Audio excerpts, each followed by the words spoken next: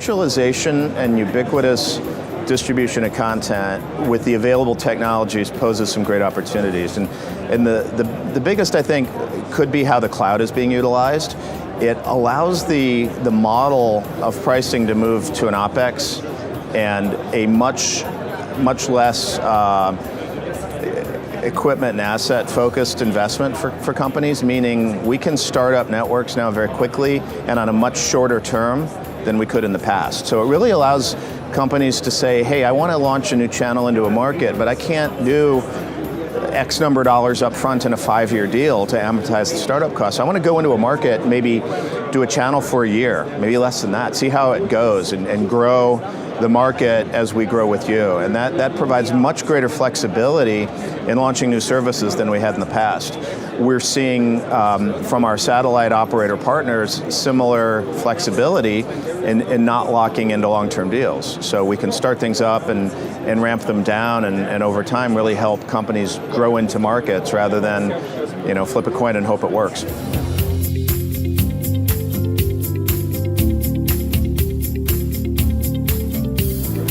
The risks are always, it really depends on managing customer risk and managing investment risk. I think when we're looking at investment risk with software as a service now, you're not beholden to locking into a technology that might become antiquated within 6 months. So as a means of being relevant as a service provider and making sure that we have the latest in technology and services, it's become a lot more flexible. Allowing new entrants on the customer side to go in and launch channels and become broadcasters and deliver platforms, that poses potentially some credit risk and some chances of customers that might not be able to pay the bills over time. But again, the risk side is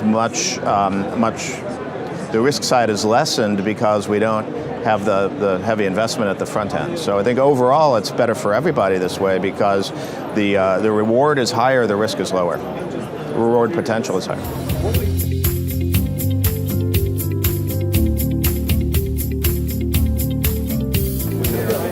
You have to embrace change.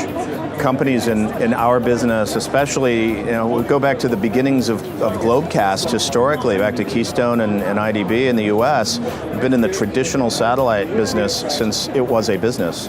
And the ability to embrace change and really understand that these are all tools that we need to use to enable our customers to reach as many viewers across as many devices as possible.